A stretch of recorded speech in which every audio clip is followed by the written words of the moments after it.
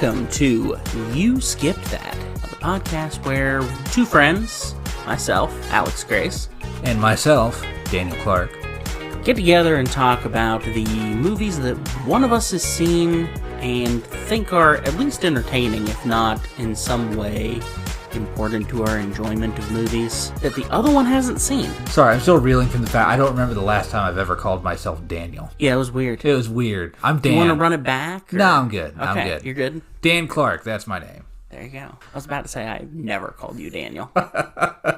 Not once. Never. I don't even think I've heard your wife call you Daniel. No, I don't think so.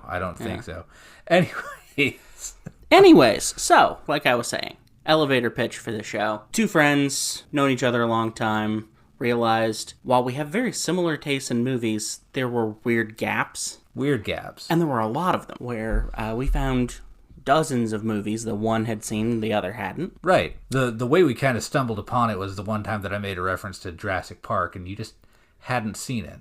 Yes, I was very ashamed of that one. As well you should be. And I understand that now. Now that I've seen it, it's, Right, we didn't do it for this. We hadn't come up with the idea yet. Well, anyway, we discovered that one such movie was actually a more recent release that I enjoyed a lot last year. I remember seeing trailers for it and really wanting to see it, and I just never got around to it. So that movie is the action-packed, colorful nonsense that is Bullet Train. Yes, I had skipped Bullet Train. And now we have literally just come from watching it in Dan's living room. Yep, right. I can see the seat that I was sitting in from here, so yes. We just walked right in here. We haven't even discussed it yet.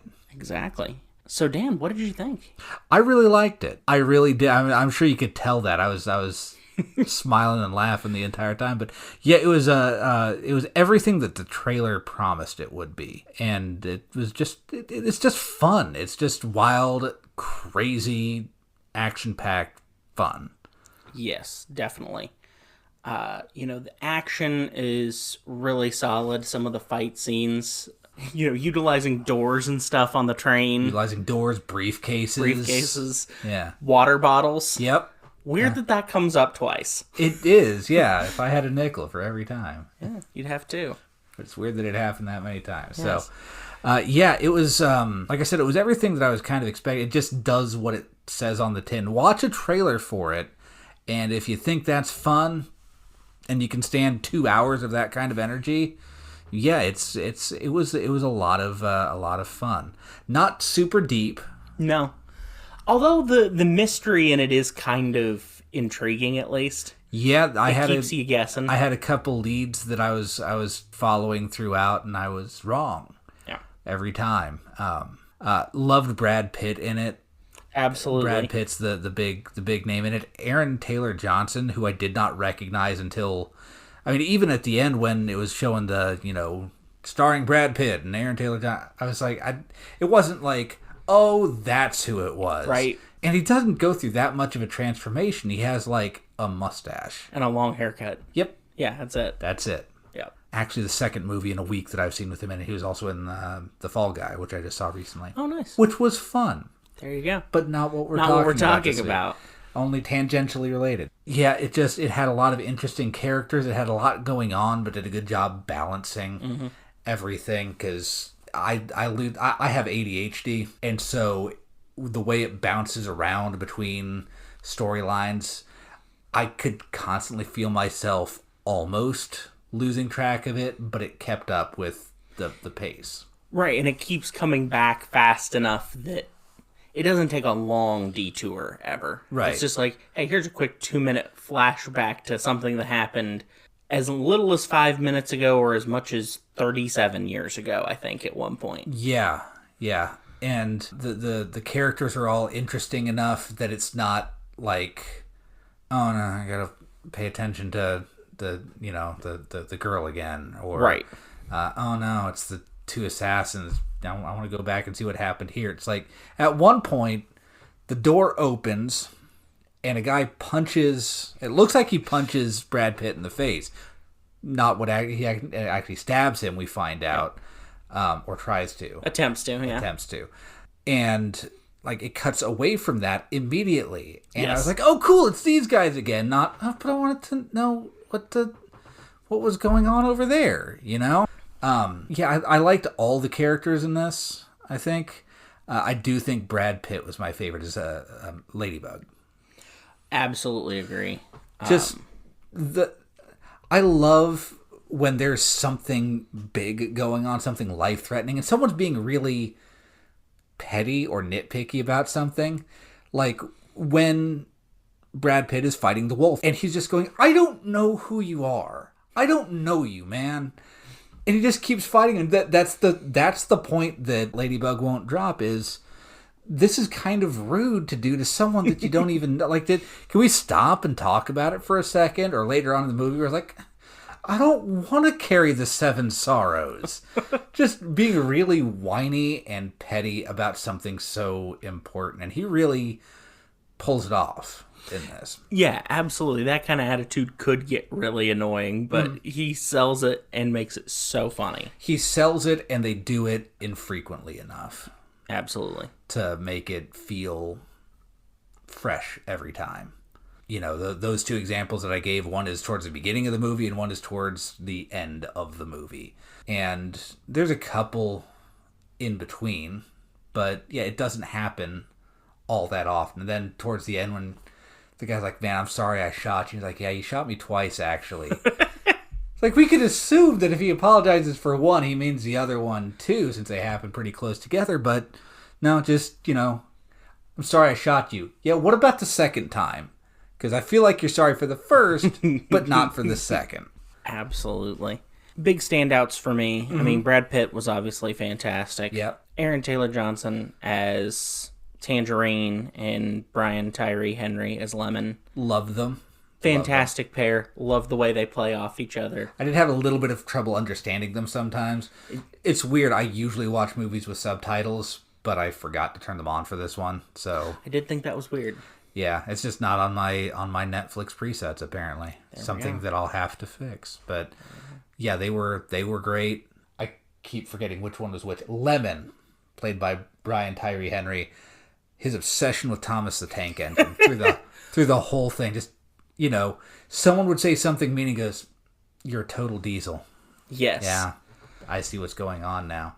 See, I'm more of a Thomas and you're more of a diesel, and that's why we're not working. The first time I saw this, that was the thing that hooked me. Uh-huh. Like, up to that point, I was like, this is kind of fun. But then when he just kept harping on Thomas the Tank Engine, I'm like, I love this movie now, and I don't know why. That hook that drags you. Yes. That drags you. And it's the unique thing about the movie. Because, I mean, there have been movies like this. It's just people on a train mixed up with each other. You know, it's, you know, Agatha Christie wrote about it. There's a, you know, Hitchcock movie about it. It's an old trope. And director David Leitch manages to make it feel fresh. So when it's a lot of the stuff that, you know, people ducking in and out of compartments and hiding in the luggage thing, and there's a bit that takes place outside the train as well, it comes together, and it's all the same parts we've seen before, but it's fun. It has a good energy to it. Yes. That is what stands it apart. Like, if you can't say something new, say it better. Yes, or Not that say it this is- differently, yeah, you know. Differently is better than me suggesting that this fun little movie is better than Agatha Christie or Alfred Hitchcock or anything like that. But another thing that really struck me watching it this time is a fantastic soundtrack. It has a very good soundtrack. I'm trying to remember, what was the song that... It was a familiar song, but it was done in Japanese. That happened a couple of times, because the first time you see Ladybug, he's strutting down the street to Staying Alive in Japanese. Yeah. And then the climax of the movie begins with Japanese rendition of Holding Out for a Hero. Yes. I saw a version of the song that I never knew I always wanted. Yes. Yeah, it reminded me several years ago I was in Norway, and I turned on the radio to hear some Norwegian music, and it was a Norwegian version of Lady by Tom Jones, where the only English word was lady. So that brought up some fond memories. I sat there laughing about that for a while, and it worked in this as well. It's just part of that manic, is really the way I'd describe it, as manic energy. Oh, yeah. Throughout. And I described it to you when I was talking about this movie, is the whole movie kind of feels like a live-action anime adaptation of an anime that doesn't exist. A little bit. And there's even an anime character within the movie that I'm not sure exists. I'm not big into anime, so I don't know if that was some tie-in or what.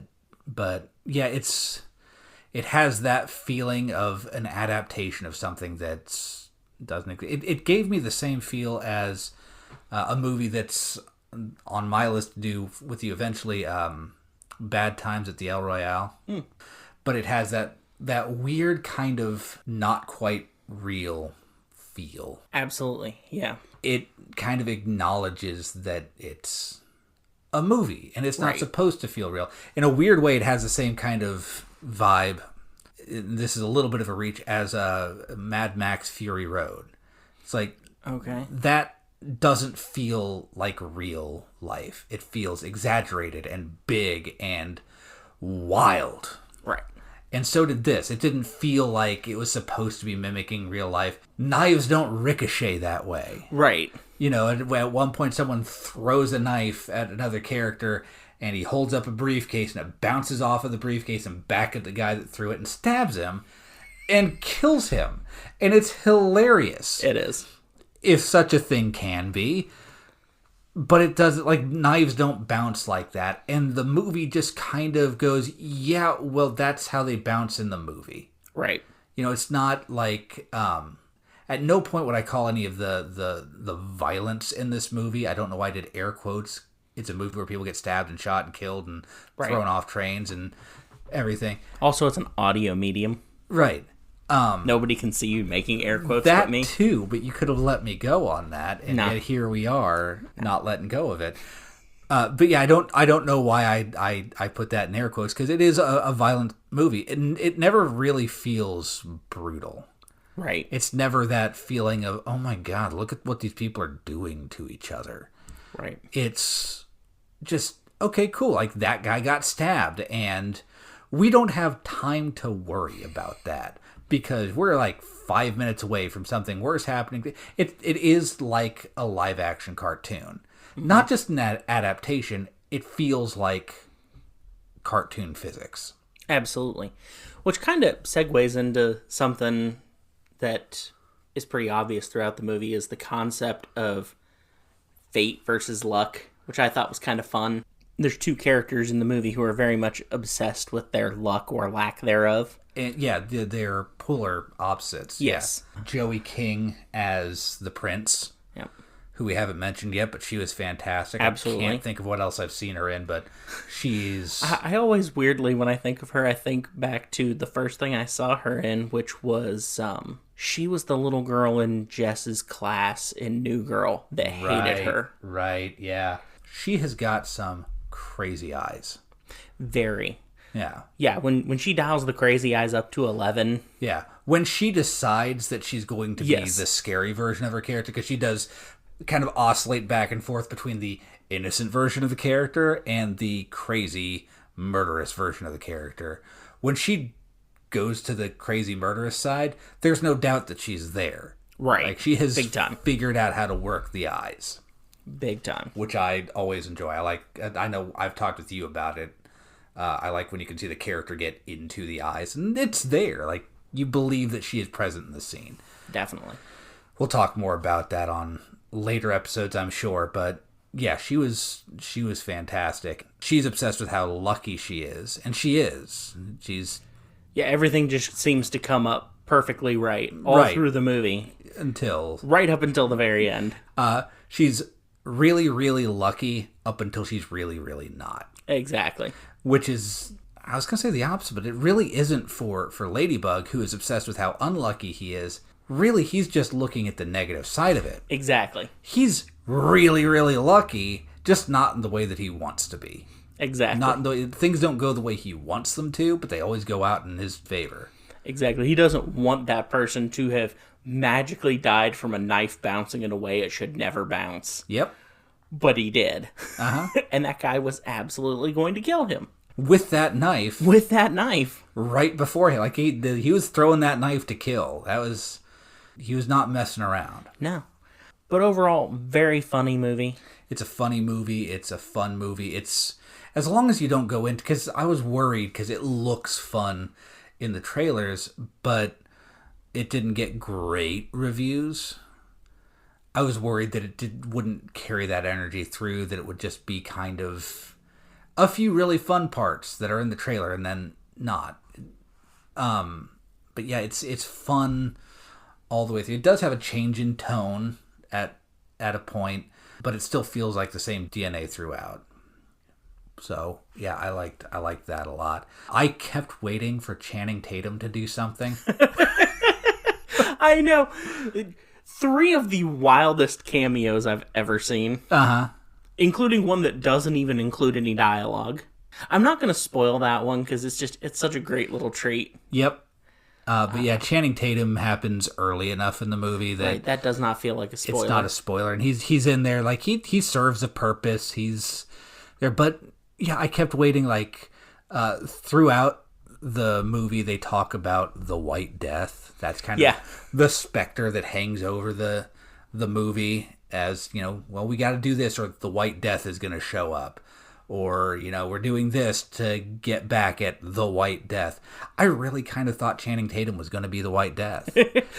I could see how you'd think that. Because, yeah, it's such an obvious cameo. Like, they make no effort to disguise Channing Tatum. Right. It's just Channing Tatum. And it's not, like I said, it's not really a cameo. He serves a purpose. Right. Which makes it feel like he should continue serving a purpose, but he does what he's there to do, and then he shows up one more time later on to have a one-off line, and then he's gone. We don't even see him getting off the train, because at some point a lot of people leave the train. It's a crowded train, and then it's not, and he's never shown leaving, and so I was sure that he was still there.